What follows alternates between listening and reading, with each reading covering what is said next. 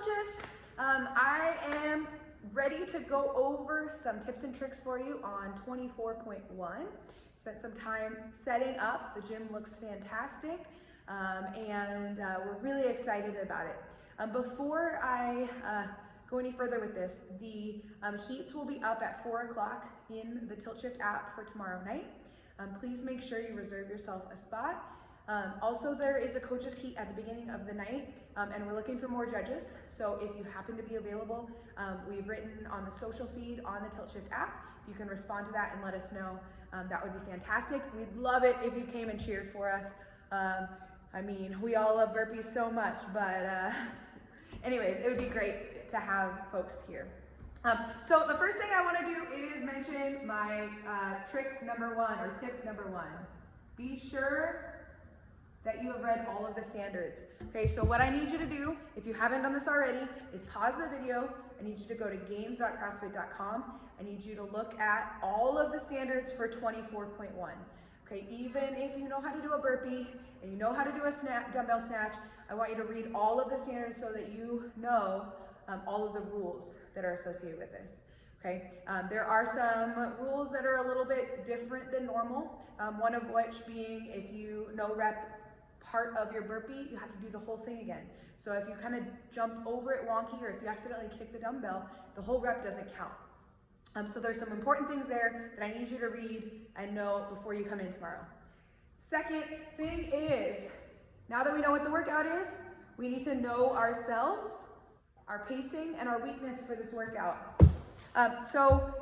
We've got two really intense movements that jack up our heart rate. So the first thing is knowing your pacing.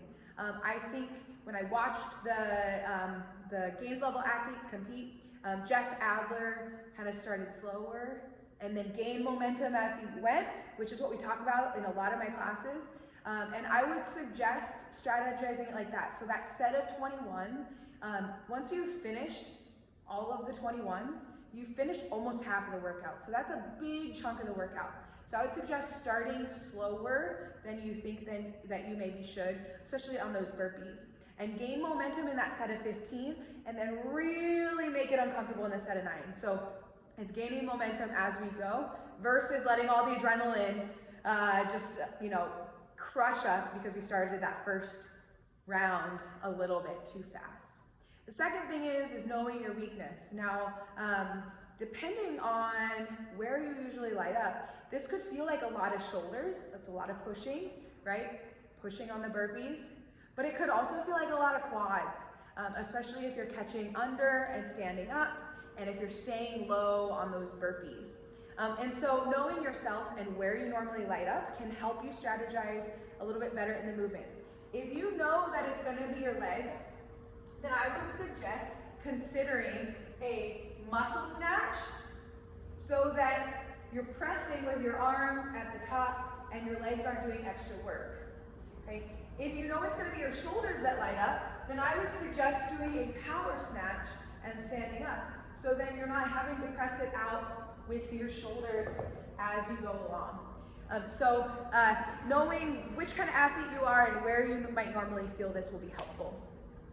Third thing is being efficient. There's two things to think about in my mind on this. First one is on those burpees, staying low. Okay, so you don't ever need to stand up on the burpees. It's not one of the standards. So as I'm jumping over, I do my burpee, I stay low. I go right into my next burpee. I stay low. That is gonna definitely light up your lungs, and you may feel that in your quads, but it's a lot faster than doing one of these. Okay.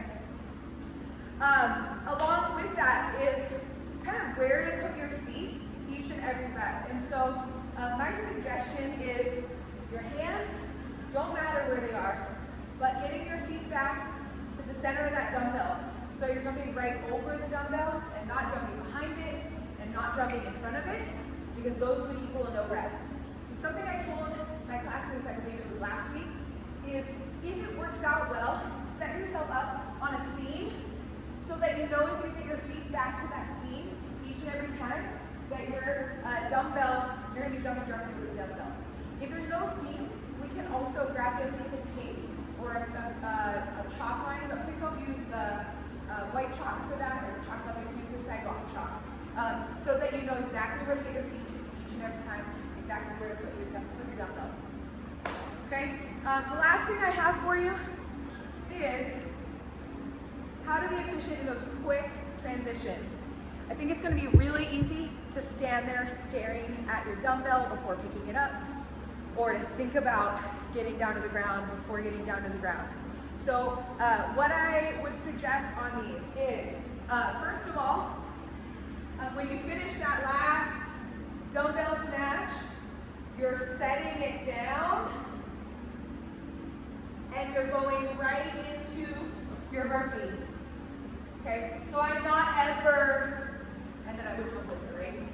I'm not setting it down and then starting. As soon as I set it down, I'm already down there and I'm continuing my momentum down. So that's the first transition.